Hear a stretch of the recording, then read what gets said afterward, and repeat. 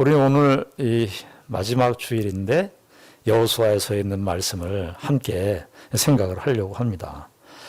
우리가 여호수아 12장까지 올 때 이스라엘은 아주 긴박한 시간들을 보냈습니다. 이스라엘 백성들 뭐했습니까? 요단강을 건넜습니다. 요단강도 어떻게 건넜습니까? 요단강이 큰 물이 차고 넘칠 때 그때 건넜습니다. 그리고 6장에 오면은 여리고성, 그 초롱성 같은 그 여리고성 전투를 하게 되죠. 그리고 7장에서는 아이성 전투에서 이스라엘 백성들이 여리고성보다 작은 성인데 정말 말 그대로 아이성 같은 그 성에 실패를 하게 돼요. 왜 실패를 하게 됐습니까? 하나님을 의지하지 않았기 때문에 실패했어요. 이스라엘 백성들이 자신들의 힘으로 이길 수 있다고 생각했습니다. 보니까 여리고성 이렇게 큰 성을 이겼는데 아이성 정도야. 신앙생활 하면서 제일 우리가 경계해야 되는 여러 가지 죄들이 많지만요. 제일 경계해야 되는 게 뭐냐면 교만입니다. 교만. 교만은요. 우리가 신앙에 아주 큰 승리와 체험을 했을 때 그거 가지고도 교만이 들어와요. 그러니까 성도들이 평생을 살면서 여러 가지 우리가 죄를 다 경계해야 되지만 제일 많이 경계해야 되는 게 뭐냐면 이 교만이에요. 교만은 뭡니까? 하나님을 의지하지 않게 만들어요. 우리의 인생에 간섭하시고 역사하시는 하나님을 보지 않게 만들어요. 그래서 자꾸 내가 가진 거, 내가 가진 조건만 자꾸 따지게 만들고 생각하게 만들고 교만이라고 하는 게 이렇게 무슨 잘난 척하는 그런 것만 있는 게 아니라 불안도 교만의 일종입니다. 불안도. 왜 불안하죠? 하나님을 안 보니까 불안하죠. 하나님을 신뢰하지 않으니까 내 자원만을 자꾸 생각하고 나의 근거만을 생각하고 세상은 이렇게 엄청나게 무서운데 여리고성 같고 아이성 같고 정말 엄청난데 내가 가진 자원은 너무 없어. 그래서 내가 가진 자원만 자꾸 생각해요. 불안할 수밖에 없죠. 이것도 교만의 한 양상이에요. 이스라엘 백성들 아이성에서 큰 실패를 합니다. 여리고성보다도 훨씬 작은 아이성에서. 하나님을 의식하지 않아도 우리가 승리할 수 있구나 이런 생각을 갖게 된 것이죠. 그런데 아니나 다를까 이스라엘 백성들이 어떻게 합니까? 거기 보니까 아간이 가나안 땅에 있는 그 재물을 탐냈어요. 교만과 욕심은 이렇게 같이 가는 것 같아요. 내가 이렇게 부족하다고 생각하니까 거기 하나님께서 주신 것인데 하나님께서 주신 것을 하나님께서 그 건들지 말라고 그랬는데 마치 그 선악과를 보는 것 같아요. 하나님께서 선악과는 너희들 먹지 말아라. 우리 인생에 그 가나안 땅 이스라엘 백성들이 아이성에 있었던 그 탈취물들도 어떤 면에서 선악과였어요. 여러분 우리의 인생도 선악과가 많아요. 그거 내가 딱 먹으면 될 것 같아요. 내가 요거는 그냥 양심을 딱 버리고 요거 내가 딱 취하면 될 것 같아요.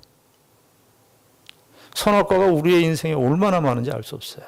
먹음직도 하고 보암직도 하고 탐스럽고. 여러분 인생이 곰핍하다고 생각할수록 힘들다고 생각할수록 선악과의 유혹이 더 우리에게 크게 들어옵니다. 여러분 지난 한 해를 살아오시면서 우리가 지난 한 해를 살아오시면서 여러분들의 선악과는 무엇이었습니까? 보편적으로 사람들이 갖는 선악과는 뭐냐 하면 성공이라고 하는 선악과일 거예요. 성공이라고 하는 선악과. 그래서 성공을 하지 못하면은 그 성공을 하기 위해서 양심이고 뭐가 없죠. 신앙이고 뭐가 없어요. 성공만을 위해서. 아간이 똑똑한 사람입니다. 아간이. 그걸 생각을 한 거예요. 근데 하나님께서 이스라엘 백성들 전체에게 물으셨어요. 왜냐하면은 이스라엘 백성들도 다 똑같이 갖고 있었던 생각이에요.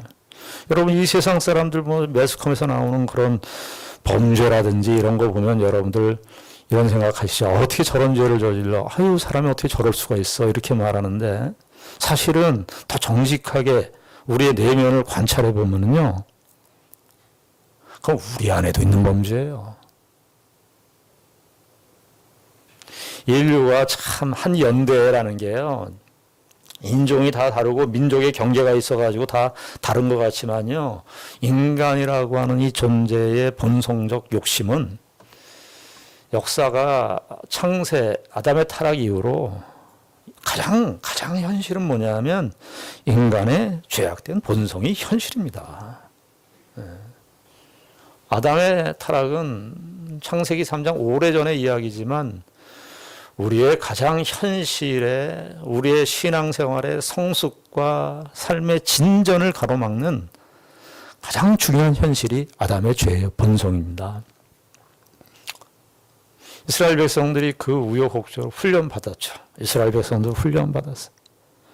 여러분, 우리도요, 인생의 훈련을 받아요. 아이성과 같은 그런 실패의 쓰라린 훈련을 받을 수밖에 없어요. 아무리 경건한 사람이라도, 아무리 신앙이 좋은 사람이라도 다 걸려 넘어지게 돼 있어요. 여러분, 아브라함은 안 넘어졌습니까? 다윗은 안 넘어졌습니까? 다 넘어졌죠. 그런데 실패할 때 교훈을 받아야 돼. 실패할 때. 실패할 수 있어요. 우리가 잘못할 수 있어요. 우리의 믿음이 부족하고 우리의 인식 능력이, 신앙의 인식 능력이 결여되어 있기 때문에 실패할 수 있고 넘어질 수 있는데 그 다음을 잘해야 돼요. 그 다음을. 그 다음에 얼른 돌아와야 되는데. 교훈을 받을 줄 알아야 돼요. 교훈을 받을 줄 알아야 돼요. 하나님께서 이스라엘 백성들 교훈하시고 드디어 아이성 정복하게 하고 또 9장, 10장, 11장을 거쳐오면서 가나안 땅의 중부와 그 이스라엘 백성들이 거기서 아이성의 전투를 통해서요, 이스라엘 백성들이 하나님 앞에 온전하게 서고 하나님의 말씀을 따라서 사니까 뭐 여리고성, 아이성보다 더 무서운 적들, 남쪽에 우리가 배웠지 않습니까? 여호수아 10장에서 남쪽의 대표적인 왕이 뭐냐 하면 예루살렘 왕 아도니세덱이에요. 아도니세덱. 아도니라는 말은 주라는 말인데, 그러니까 남쪽에 주와 같은 존재로 있었던 아도니세덱을 물리치고 북쪽의 하소랑, 북쪽에 지난주에 말씀드렸죠. 북쪽의 하소랑은 거의 그 이스라엘 가나안 땅을 뛰어넘을 정도로, 가나안 땅을 뛰어넘어서 그 주변의 나라들에게도, 큰 나라들에게도 이름이 알려질 정도로 대단한 왕인데 그 전투에서 이기게 되었죠. 무엇을 훈련시키는 거예요? 하나님께서 이스라엘 백성들에게 너희들의 인생의 성패는 이 세상이 얼마나 크고 이 세상이 얼마나 대단하냐, 가나안 땅이 얼마나 철옹성 같으냐, 가나안 땅 민족이 얼마나 대단한 민족이고 큰 민족이고 큰 왕이 있냐, 거기에 달려있지 않다. 하나님의 백성들의 승리는 하나님에게 달려있다. 하나님에게. 하나님께서 승리를 주관하시니까, 전쟁의 승패를 주관하시는 분이 하나님이시니까 우리가 누구를 쳐다봐야 되겠어요? 그 승리를 주관하시는 그분을 쳐다봐야 되죠. 그분을. 승리를 주시는 분이 하나님이신데 그 하나님은 안 쳐다봐요. 하나님을. 그래서 11장까지 이렇게 봤어요. 자, 그런데 전쟁이 끝나면은요, 여러분, 이스라엘이 이렇게 큰 전쟁들을 해왔어요. 그 전쟁들을 하면 보통 전쟁이 끝나면 여러분들 뭘 할 것 같습니까? 우린 전쟁이 끝나면 보통 어떻게 합니까? 이 세상에서 전쟁이 끝나면 어떻게 해요? 전쟁이 끝나면은 그 전쟁에 공을 세웠던 장수들 포상을 하잖아요. 그렇죠? 근데 이 이스라엘 백성들의 전쟁은 그런 전쟁이 아니란 말이죠. 그래서 12장에 오늘 우리가 1절부터 6절까지만 읽었습니다만은 12장은 크게 두 부분으로 나누어지는데 전쟁의 총정리예요. 이 전쟁의 총정리를 통해서도 우리가 교훈을 받아야 돼요. 하나님께서 이 12장이 그냥 여기 1절부터 6절까지 읽었습니다만 7절부터 보면 가나안의 이제 땅 서편, 가나안 서편 땅에 있는 그 정복한 가나안 중부, 남부, 북부 정복한 그동안 여호수아가 정복한 그런 왕들의 이름이 31명의 왕들 이름이 안 나오고 31명의 왕과 그 지역이 쭉 계속 반복적으로 이렇게 쭉 기록되어 있어요. 전반부는 요단 동편에 있는 왕들을 정복한 내용이 기록되어 있어요. 그러니까 이게 무슨 그냥 전쟁의 기록이다. 이스라엘이 이렇게 점령한 땅들이 이러한 왕들이었고 이러한 땅들이었고 그냥 기록으로 그냥 이렇게 이겼다 이렇게 기록을 남겨두기 위해서 성경에 기록된 것입니까? 12장 한 장 전체를 통해서? 아닙니다. 하나님께서 이 전쟁이 가져다 주는 의미 그리고 전쟁을 통해서 이스라엘 백성들에게 또 하시려는 교훈이 있는 거예요. 그게 뭐냐 하면은 오늘 1절부터 6절까지 이 내용은요. 이스라엘의 동편 그러니까 이스라엘은요. 어떻게 되냐면 지형적으로 보면 잠깐 지형적으로 제가 잠깐 설명을 드리면 제일 위에는 우리나라는 제일 위에 백두산이 있죠. 이스라엘은 제일 위에 헐몬산이 있어요. 헐몬산이 이렇게 딱 버티고 있어요. 그 헐몬산 밑에 갈릴리 바다가 있어요. 헐몬산 밑에 갈릴리의 호수. 제가 2007년도에 그 갈릴리 호수에 갔었는데 갈릴리 바다에. 그때 거기서 주일날 예배를 거기서 드렸어요. 배 타고 갈릴리 호수에서. 다 울었어요. 예수님 그때 생각하면서 거기 배에서 제자들 생각하면서 다 감동을 많이 받았는데 그때 그 갈릴리 밑으로 종으로 흐르는 강이 있어요. 이게 요단강입니다. 요단강. 우리 지금 여호수아 보면 요단강 동편 쪽이 지금 1절부터 6절까지 나오는 동편 쪽의 땅들입니다. 그 동편 땅을 정복한 내용을 기록한 거예요. 트랜스 요르단이라 그래서 요르단을 지나가더니 요르단강이 쭉 흘러서 그 다음에 사해가 있단 말이죠. 이스라엘의 땅은 좁아요. 경상도보다도 좁습니다. 그러니까 사실 이스라엘 지리는 안 가봐도 그냥 우리가 사실 대충만 들어도 이렇게 다 위에 무슨 산? 헐몬산. 그 헐몬산 밑에 갈릴리 호수가 있고 갈릴리 바다를 따라서 이렇게 쭉 종으로 흐르는 강이 있는데 요단강에 히브리 말로는 야르덴 강이 흘러요. 그다음에 밑에는 사해가 있어요. 그렇게 돼 있어요. 이스라엘. 거기 다예요. 강으로 따지면. 근데 지금 1절부터 6절까지는 시기적으로는요. 이게 언제냐면은 사실은 한 3년 전, 4년 전, 정확하게 연대는 추정할 수가 없어요. 3년 전, 4년 전에 모세를 통해서 모세가 요단강을 건너지 못했잖아요. 그러니까 이스라엘이 어떻게 했냐면 정복전쟁을 어떻게 했냐면 동쪽으로부터 출발을 했어요. 요단 동쪽, 트랜스 요단 동쪽으로부터 이 가나안 땅의 동부를 점령한 겁니다. 근데 언제 한 거예요? 3년 전, 4년 전에 한 겁니다. 그런데 지금 여호수아는 언제 때 이야기를 기록하고 있습니까? 여호수아 모세가 죽고 난 다음에 여호수아는 가나안 요단강을 지금 서쪽으로 넘어온 거예요. 넘어와서 요단강 건넜잖아요. 3장에서 요단강 건너고 이제 여리고성 점령하고 이렇게 해서 가나안 땅 요단 서편입니다. 이게 시스 요르단이라 하는데 요단 서편 쪽 그러니까 라틴어로 서쪽이라는 뜻에서 요단 시스 요단강을 트랜스 요르단 하면은 동쪽이고 지금도 트랜스 요르단이라고 그래요. 시스 요르단 하면 요단 서쪽이라고 그럽니다. 물론 이제 이게 주전 한 1400년경이고 그러니까 지금의 이제 지형하고는 여러 가지 경계들의 변화가 있을 수 있습니다만은 그렇게 보통 트랜스 요르단, 시스 요르단 합니다. 그 시스 요단 서쪽을 사실은 여호수아가 다 정복을 했어요. 여러분 그러면 어떻게 해야 됩니까? 이 1절부터 6절까지에 있는 요단 동편 땅 모세가 점령한 땅 이야기는 기록할 필요가 없어요. 그런데 굳이 여호수아는 이 3년 전 혹은 한 4년 전에 이미 모세를 통해서 모세가 요단 땅 건너오기 전에 그 요단 동편에 있는 두 왕, 요단 동편에 있는 땅을 정복한 내용을 굳이 1절, 6절에 기록하고 그 다음에 7절부터 여호수아가 점령한 땅을 기록하고 있어요. 사실은 7절부터 시작돼야지 여호수아가 점령한 땅의 기록이 다 이렇게 일관성을 갖는데요. 1절부터 6절까지 모세가 점령한 땅을 이야기한다. 한 4년 전에 있었던 일을 다시 끄집어 올려서 왜 그랬을까요? 12장 6절을 보시면은 여호와의 종 모세와 이스라엘 자손이 그들을 치고 여호와의 종 모세가 그 땅을, 여기 중요한 지파들이 나오는데 루벤 사람과 갓 사람과 므낫세 반지파에게 기업으로 주셨다. 이 사람들 때문에 그렇다는 거예요. 이 사람들 때문에. 여러분, 이게 뭐냐 하면은 이게 참 역사가 있는 거예요. 이게 그냥 참 하나님께서 여호수아를 통해서 성경을 기록하게 했지만은 하나님의 의지를 읽을 수 있어서, 무슨 의지냐 하면은 이스라엘 공동체는 하나의 공동체다 하는 거예요.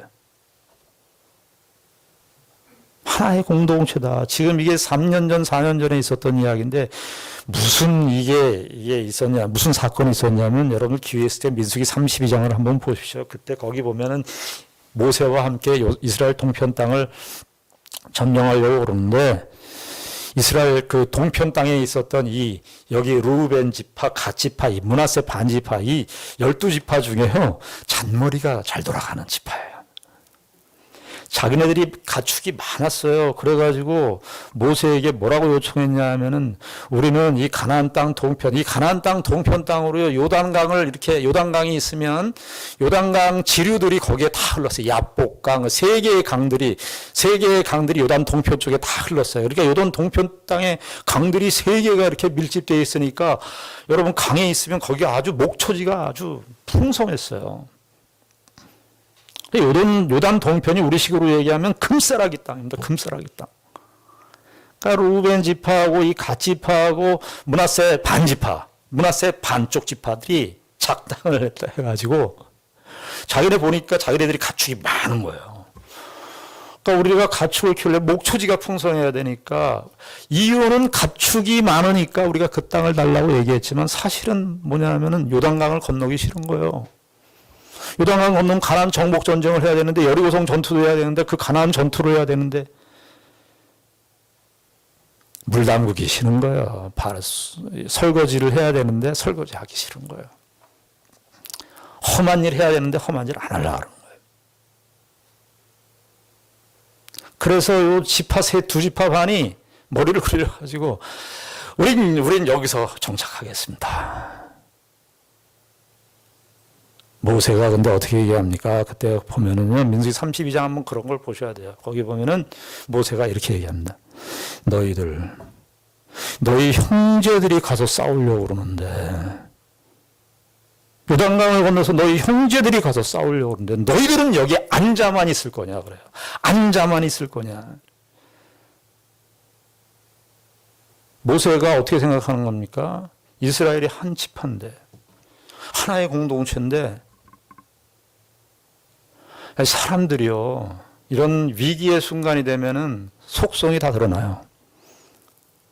그 속에 무엇이 있는지, 믿음이 있는지, 믿음이 없는지, 그 사람의 성향이 어떤 성향인지, 이런 중차대한 위기의 순간이 되면은, 이 사람이 인볼브 하는지, 교회의 일에, 하나님 나라의 일에 인볼브 하는지, 아니면 자기의 어떤 명예나 자기의 어떤 물질이나 자기의 소유의 손해를 볼 것 같으니까 자기의 입지를 위해서, 자기의 안위를 위해서 그저 교회하고 상관없이, 이스라엘 12 공동체하고 상관없이 나만의 이익을 꿈꾸면서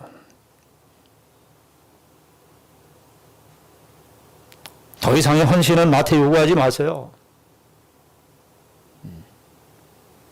그래서 모세가 아주 꾸짖죠. 모세가 어떤 사람입니까? 이스라엘 백성들, 그때 모세가 이제 거의 인생의 말년인데요. 이스라엘 백성들 다 아는 거예요. 이스라엘 백성들 그동안 광야에서 이스라엘 백성들이 어떤 모습을 했는지 모세가 다 알거든요. 너희들 다른 지파들, 여러분 우리 올 한 해 마감하면서 여러분들 교회 생활 하시면서요, 우리에게도 그대로 적용되는데, 교회에 열심히 봉사하시는 분들 많아요. 그러면은, 저분들은 뭐 교회에 열심히 봉사하시는구나, 그렇게만 여러분들 생각하시면은 이 므낫세 이 두 지파 반과 같은 생각을 하는 거예요. 적어도 내가 그렇게 열심히 하지 못하면 열심히 하는 사람들에게 좀 알아주고, 집사님 참 집사님 때문에 수고, 집사님 수고 때문에 우리가 이렇게 은혜를 받습니다. 최소한. 여러분, 저는 이제 예전에 탁구를 쳤었습니다. 탁구 칠 때, 운동을 할 때 다 룰이 있어요. 양심적인 룰이 있습니다. 그때 제일 먼저 배웠던 룰이 뭐냐 하면, 탁구장에서 서로 공을 주고받잖아요. 탁구 내가 이제 스매싱을 넣어갖고 상대방에게 공이 넘어갔어요. 공이 저쪽으로 완전히 빠져버렸어요. 탁구공이 조그마니까 잘 튀고 그러니까 공이 빠진단 말이죠. 그러면 상대방의 코트에 있는 사람이 가서 그 공을 주워오거든요. 그러면 탁구장에서 무슨 수칙이 있냐면은 반대편에 있는 사람이 사실은 머니까 갈 필요가 없어요. 근데 어떻게 하냐 면 가는 제스처를 취하라 그랬어요. 그 사람이 공을 주스러 가면 공을 주스러 가는 척 하라 그랬어요.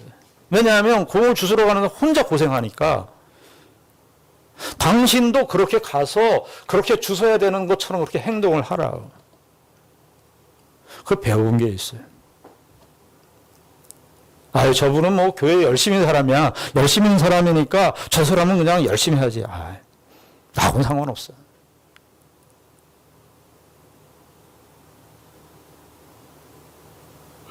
지금 여기 이 여호수아 12장에서 이 사람들을 다시 거론하는 이유는 이게 문제 많은 집화거든요, 이게.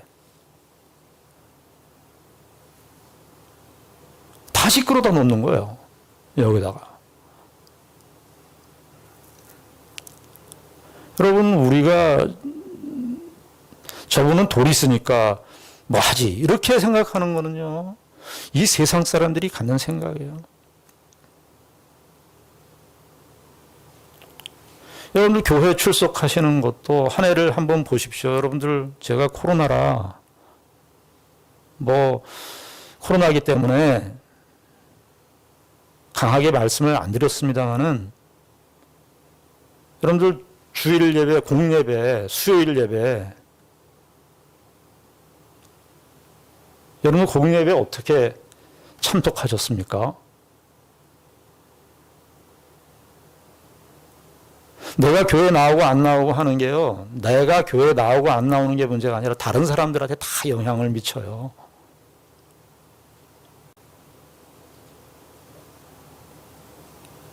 다른 사람들한테 다 영향을 미쳐요. 불안한 게 뭐냐면 코로나를 다 핑계로 삼는 것 같아요.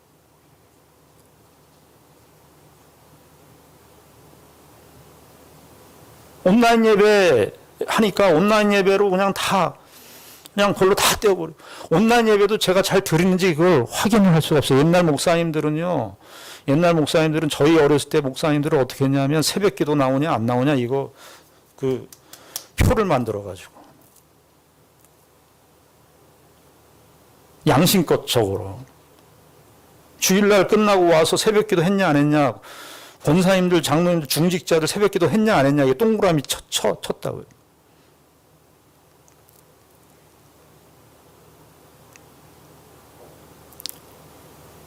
우리가 그렇게까지는 안 해요. 요즘에는 그렇게 했다가는 교회 망하죠. 뭐 그렇게까지 요구하고 교회에서 그렇게 말하냐고.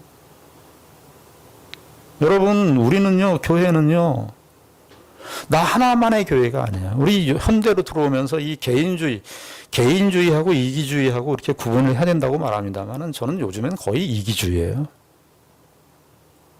개인주의라는 말은 처음에 개인주의가 나올 때는 개인의 인권, 개인의 생각을 존중한다는 차원의 긍정적인 모습이 있었지만 이젠 개인주의는 다 이기주의예요.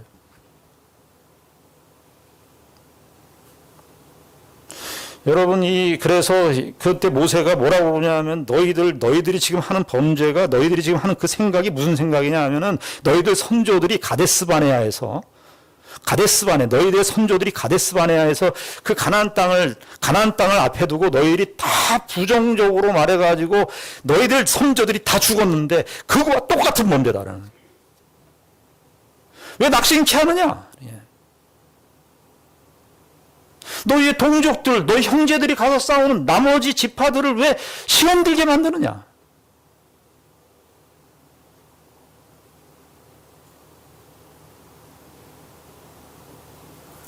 그래서 모세가 그 이야기를 하는 거예요. 너희들의 죄가 간단한 죄가 아니고 이스라엘 백성들 너희들의 선조 때문에 너희들의 선조들 때문에 가나안 땅에 들어가지 못했는데 선조들의 범죄와 동일한 범죄다.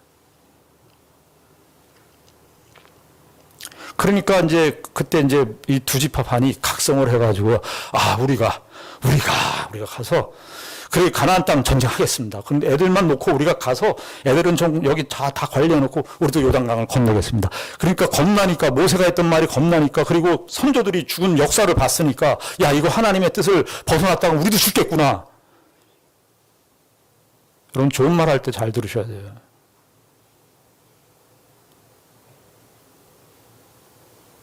내 생각의 흐름대로 내 삶의 흐름대로 가면은 될 것 같죠. 여러분들 하나님이요 사랑하는 성도라면 하나님께서 그거 치십니다. 이 루벤 지파 이 두 지파 반이 정신을 거기서 차린 거예요. 순간적으로. 그래가지고 뭐라고 그러냐면 우리가 앞서서 가겠습니다. 우리가 전쟁 앞서겠습니다. 이스라엘 모든 지파보다 앞서겠습니다. 그렇게. 그래서 그나마 그거 잘했어요. 그런데 모세가 못 믿어요. 모세가 못 믿습니다.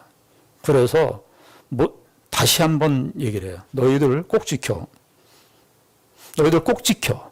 만약에 너희가 그거 말한 약속 너희들 안 지키면 그리고 너희들 12지파가 가나안 땅에 다 돌아가서 땅 분배 다 받을 때까지 너희들 먼저 오지 마.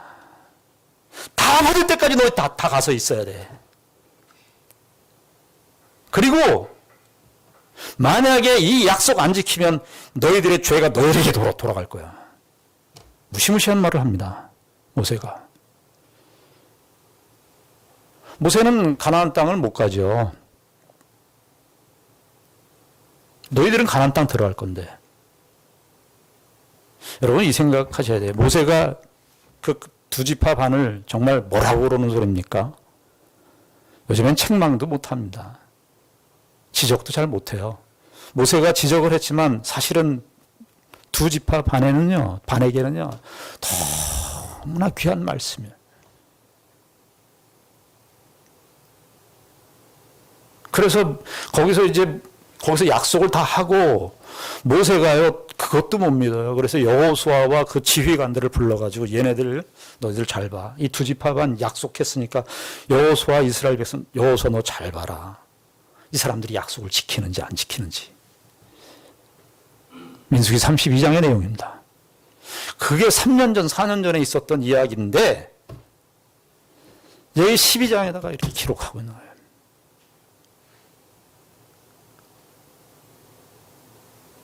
하나님께서 우리가 이 사실을 하나님께서 교회의 공동체성 교회의 하나됨, 신약에서만 에베소서에서만 교회의 하나됨을 말하는 것이 아니고요. 구약성경 전체도 이스라엘의 하나됨을 말하는 거예요. 그러니까 하나님께서 교회를 바라보시면서 제일 슬퍼하시는 게 뭐냐면 교회의 분열입니다. 내가 하는 말과 내가 하는 행동이 교회의 분열을 가져다 주는지 교회의 화합을 가져다 주는지 이것을 생각해야 된다는 거예요.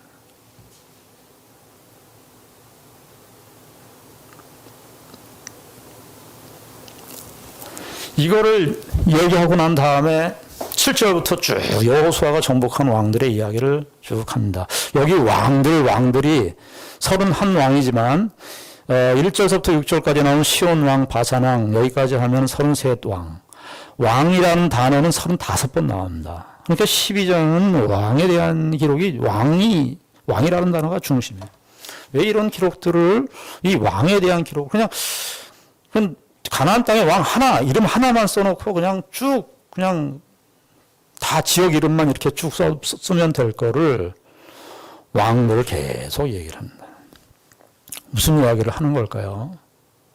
이 가나안 땅의 진정한 왕이 누구냐? 가나안 땅의 진정한 왕이 누굽니까?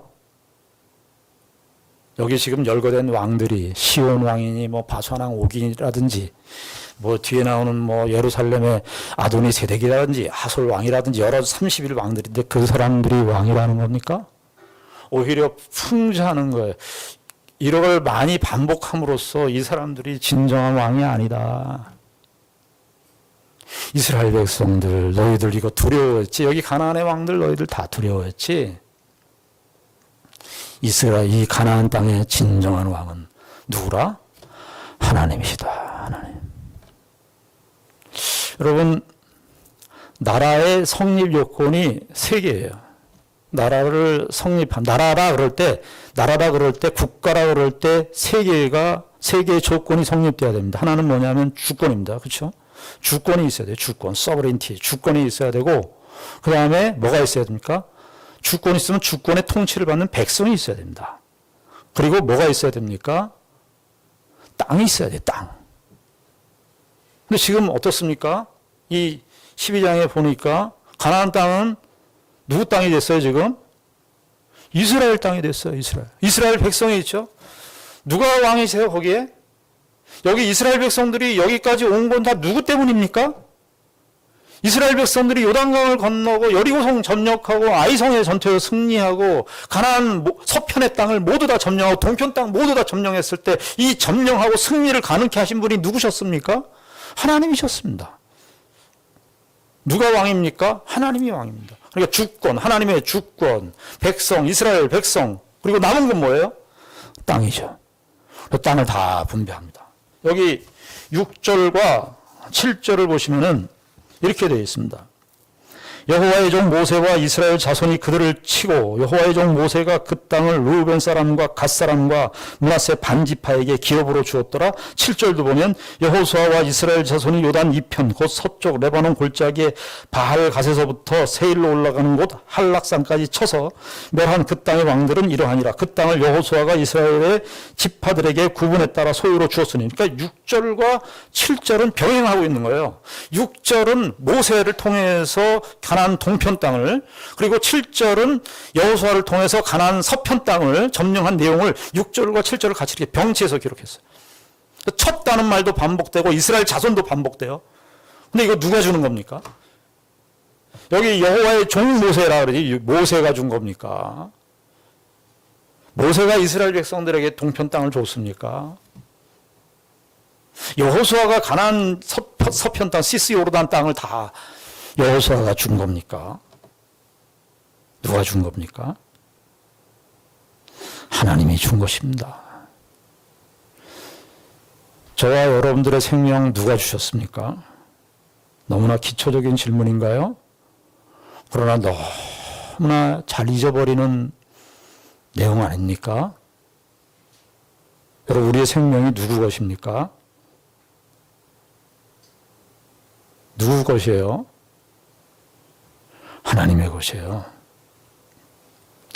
로마서 14장에 사나 죽으나 다 우리는 하나님의 것이라. 하나님으로 말미암지 않은 것이 하나도 없습니다. 하나님께서 이 사실을 이스라엘 백성들에게 확인시키는 거예요. 가나안 땅은 누구의 땅이다? 하나님의 땅이다. 자, 그런데 우리가 이 결론을 맺으면서 이스라엘 백성들 이 생각을 한번 하셔야 돼요. 하나님의 주권으로 이스라엘 백성들을 인도해 오셨어요. 그런데 하나님께서 이스라엘 백성들을 인도해 오실 때 모세 때도 그랬고 동편 땅 점령할 때도 그렇고 서편 땅 점령할 때도 그렇고 이스라엘 백성들 그냥 아무것도 안 하고 가만히 있는데 하나님께서 주셨습니까? 물론 하나님의 능력으로 이스라엘 백성들 다 승리하게 하셨지만 이스라엘 백성들 어떻게 했어요? 전쟁에 다 참여했어요. 하나님이 물론 다 은혜로 주시지만은 이스라엘 백성들 다 전쟁에 참여하는 수고를 다 했습니다.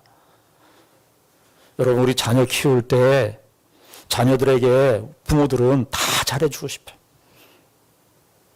근데 자녀들이 아무 수고도 않고 수고도 안 하고 땀도 안 흘리는데 노력도 안 하는데 부모가 막 다 해줘. 제 모르겠습니다만 그러면 100이면 100명 그런 자녀들은 부모에게 감사 안 합니다. 감사할 것 같죠? 부모, 나는 아무것도 안 했는데 부모가 다 해줬어. 부모님 감사해. 그럴 것 같죠? 불효자 됩니다. 불효자. 하나님은 이스라엘의 본성을 너무나 잘하셨어요. 하나님께서 이스라엘 백성들에게 전쟁의 승리를 주십니다. 그런데 어떻게 해요? 이스라엘 백성들 보고 참여하게, 인벌브하게 해요. 너희들도 그 전쟁에, 피 튀기는 전쟁에 칼을 휘두르고 그 전쟁에 너희들 참여하게 하는 거예요. 그래야. 하나님께서 우리들에게 주신 승리를 그들의 손으로, 그들의 경험 속에서, 경험의 영역 속에서 수고하고 노력하고 땀 흘리는 수고의 현장 속에서 이거 하나님이 주셨구나. 한편으로는 고달퍼요. 그게 내가 해야 되니까. 한편으로는 고달프지만 그 고달픔이 없으면 그 한면, 그 이면에 있는 하나님의 일하심도 동일하게 볼 수가 없어요. 우리는 이 고달픔의 한 면을 빼버리고 하나님 무조건 주십시오죠. 여러분, 그러면 하나님한테 여러분들 감사하실 것 같습니까? 우리 아무것도 안 했는데 하나님 다 주고 감사할 것 같아요? 우리나라 사람들은요, 정말 죽음이라고 하는 거를 되게 공포스러워해요. 또 죽음에 대한 인식이, 특별히 그리스도인들은 죽음에 대한 인식이 너무 피상적이고